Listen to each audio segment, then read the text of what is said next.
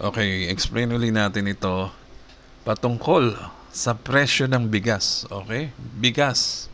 Ito ay recent news, no? Ito sa nakita natin sa internet as of November 26 ata ito. So, ito ang presyo ng bigas, no? May 50, may 48, 47, 55, mayroong ayan, 50 and 43. Kung mapapansin nyo, 43 ang pinakamababa dito. Anyway, so, depende yan sa lugar, no? Sa amin, bihira na yung bumababa sa 50. Okay? Depende yan sa nagtitinda. Tsaka sa quality ng bigas, no? Pag 43, sobrang baba na yan. Ibig sabihin, yung quality niyan ay sumasabay sa presyo, no? Ngayon, dito tayo sa mini rice mill machine natin na well-milled, no? Well-milled, ibig sabihin, pwede mong itinda o pang commercial. Ang quality niyan, hindi durog, no? Hindi siya durog, puro buo siya, no? Kakaunti lang ang nadudurog. So, kung ang gamit natin ay mini rice mill machine, okay, pansinin nyo yung mga blue na yan na papalitan natin, no? Yung 50, ito 20, ito 15, no?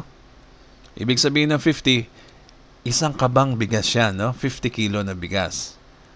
Ito naman, presyo ng dried palay. Meron ako nakausap, 19 daw. O, lagay na lang natin sa 20 yung dried palay. Para naman hindi masyadong mura, no? Meron daw 19, nag-tip sa akin. And then, ang kuryente, dahil sa probinsya, medyo mataas daw. May nagsabi sa akin, nasa 15 daw yung nila per kilowatt hour. Sa Maynila, nasa 11 pesos mahigit. Or naglalaro lang sa between 11 and 12. Yan. Sa Maynila. So, ilagay natin sa 15 pesos ang kuryente, no? Ang 50 kilo na bigas, o isang kaban bigas, okay, ginawa na nating accurate to, ha? Yung palay, ang recovery rate ng palay na ginawa nating computation ay 65%. Okay, 65%. Ibig sabihin, sa 50 kilo na bigas na produce, ay kailangan mo ng 76, almost 77 kilo na palay. Okay? Siyempre, mas malaki yan. Kung 77 kilo na palay, multiply mo yan sa 20 per kilo, lumalabas dyan ay 1538. Okay, ayan. Ayan, nakalagay dyan, 76, multiply mo sa per kilo ng palay, 1538. Okay? Dito naman, ito yung kung gaano mo siya katagal pinatakbo, no? Yung 50 kilo na bigas ay halos 33.33 hour or 20 minutes lang. Ay makakagawa ka ng 50 kilo na bigas. Okay? 20 minutes, no? Kasi 150 umaabot yan eh. So, 1/3 lang ng isang oras, no? 20 minutes.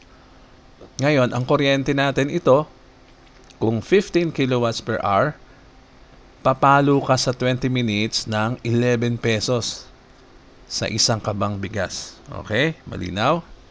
So, ibig sabihin pala, yung 1538.46, i-add mo yung kuryente mo, ang total price ng isang kaban mo ay 1549. Okay? Malinaw, no? Ang isang kaban natin, 50 kilo. Tandaan nyo, dito sa Maynila, halos parehas lang to ng presyo sa 25 kilo na bigas. Imaginein mo, 25 kilo na bigas, yung maliliit na sako, halos kasing presyo na ng isang kaban bigas. Okay? Kung meron kang mini rice mill machine na gamit. Kasi tingnan natin, ha? Kung kukompute natin, ha? Ganito. Ang 25 kilo na bigas, i-multiply mo yan sa average ng bigas na maganda, no? 55 pesos per kilo. Lumalabas na 1375. 25 kilo lang yan, ha? Kaunti na lang, 50 kilo na dito sa ating mini rice mill machine. So, ang laki ng difference pala, no? Kung 50 kilo nito, edi times 2 natin to. Oh, sobrang laki ng difference, no? Ang tinda sa market, ganito. Okay? Ang 50 kilo na bigas, isang kaban. Samantalang kung meron kang mini rice mill machine na gagawin mo sa 20 minutes, okay, isang kaban, ay 1,549 o 1,550 na lang. So, ang difference nila, minus 1,550, ha? 1,550. So, meron silang tubo sa isang kaban ng 1,2. So, ganyan kaganda ang magnegosyo ng bigas. At ganyan kaganda ang merong mini rice mill machine dahil ang laki ng matitipid mo. Imagine, yung iba nagtataka kung isang kilong bigas lang ang gagawin natin. For example, may bibili lang ng 1 kilong bigas sa'yo, no? Ito ang puhunan mo sa 1 kilong bigas. Tingnan mo, ha. Kailangan mo ng 1.5 kilo na palay para gumawa ka ng 1 kilong bigas. Okay? 30 pesos ang palay, oh. 30 pesos, 0.77. Okay? Ang magiging price niya. I-add mo ang 22 cents. 20 centimos lang, oh. Tingnan mo, lumalabas. 30 pesos lang ang 1 kilo. O 31 pesos ang 1 kilong bigas. So, ibibenta mo yan. Okay, meron kang puhunan na 31 pesos. Magkano mo gustong ibenta yan? 35, 40? Pwede na, di ba? Kung ibenta mo yan ng 40 pesos, may tubo ka pa rin at least kulang-kulang 10 piso sa 1 kilo. O di malaking bagay na yon. So, pag nalaman nila, Pedro, 40 pesos ba ang kilo ng bigas mo? Sa'yo na lang ako bibili dahil sa palengke, wala nang makitang 40, 50, puro hindi na bumababa ng 50 pesos ang bigas. O, di ba? Amura pa rin, no? Kung gusto mo naman pakyawin yung bigas mo, tubuan mo lang ng 5 piso 1 kilo, pwede pa rin. Imaginein mo, kung ang puhunan mo ay 31 pesos sa bigas, okay, kasama na kuryente, o lagay mo na rin yung labor kada kilo, lagay mo ng, let's say, 33 pesos. Yan ang pinakamababa na yan. Okay, kasama na yung labor. 33 pesos. Okay, tubuan mo ngayon yan ng, let's say, 5 piso plus 5 pesos. Ang bigas mo, 38 pesos lang. Pag nalaman yan ng mga kapitbahay mo, hindi na sila pupunta sa palengke, sa'yo na lahat bibili. Kasi ang mura na, no? 38, wala pang 40 pesos. So, imaginein mo, ang 5 piso per kilo, pag kwinenta mo yan sa 1 kaban, multiply mo yung 50.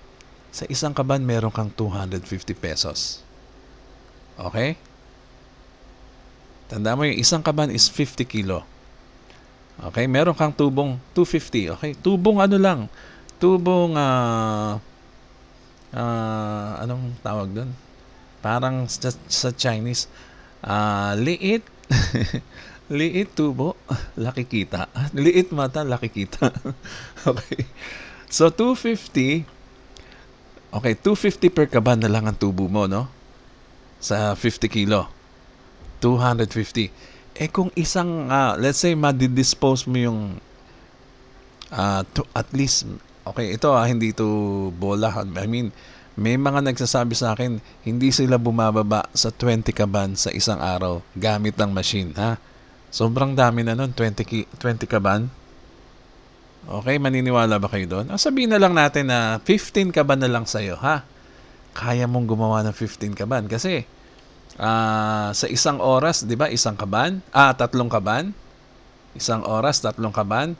Di kailangan mo lang pala ng 5 oras, 3 kaban, para makagawa ng 15 kaban bigas na tag 50 kilo.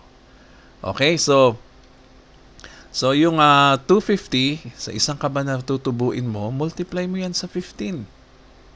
Let's say, nadidispose mo yung bigas mo, no? 15 kaban bigas sa market para itinda rin ng mga magbibigas doon. Sa 15 kaban bigas, meron kang 3,750. Well, hindi na masama yan kasi trinabaho mo yan ng 5 oras. Okay, gamit ang machine. Ano na yan, ha? Ito na yung tubo mo, di ba? 250 times 15. Tirinabaho mo yan ng 5 oras sa machine. Divide mo yan sa 5 oras. Ibig sabihin, per hour, 750 gamit ang machine. Ano lang to ha, bali, para magka-idea lang kayo. Baka nakakalito na. Kayo na bahala mag-compute ha.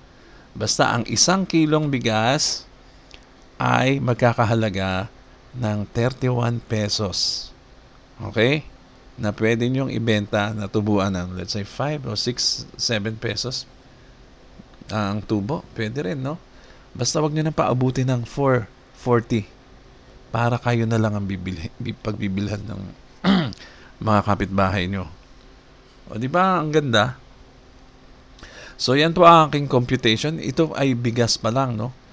Ang machine natin ay napakaraming nagagawa. Hindi lang bigas, hindi lang mais, hindi lang pwede, hindi, maraming butil na pwede mong gamitin dyan. Ano rin to peeler din siya. Binabalatan niya yung mga butil. Tapos ginagawa niyang, pulbos, yung balat. So, pwede mo i-crack ang corn. Okay? Pwede ka mag-pulverize ng corn, etc. No? Maraming pwedeng i-grind, o di ba? I-crack or i-grind. Pwedeng patukan ng manok o pakain sa baboy. So, doon din ay kikita ka ng extra bukod pa dito sa bigas na negosyo mo. So, kayo na ang mag-compute, no? Itong calculator ko ay ibibigay ko sa inyo available ha, para meron kayong batayan, no? Ibibigay ko yung link nito para ma-compute nyo. Kunyari may magpapagiling sa inyo ng magpapagiling sa inyo na kailangan ay 10 kilong bigas, i-type mo lang 10 kilo, lalabas na yan dyan. Okay? Malalaman mo na ang cost of production mo, tsaka malalaman mo na kung magkano mo prepresyohan yung magpapagiling sa'yo, no? So, yan, bali, gamitin nyo to. Ilalagay ko sa description ng link at para magamit nyo, no? And then, matuto rin kayo mag-check palagi, no? Sa bawat video sa YouTube, yung description, nandun lahat ang detalye, no? Doon ilalagay ng nag-create ng video ang detalye. So, para hindi na kayo tanong-tanong, how much, saan po location nyo? Lahat yan nandun. Huwag kayong mag-alala. Kahit hindi kayo nasasagot dito sa comments, ay nakasulat na po. Kaya kami ay sobrang pagod na sa how much, paano po bibili.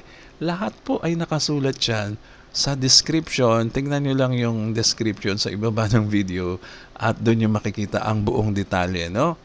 Okay, so ito po si Simple Machines PH. Hanapin nyo lang din po kami sa Facebook at mag-message kayo sa amin dahil ito ay mauubos na bago dumating. Okay? So, napaka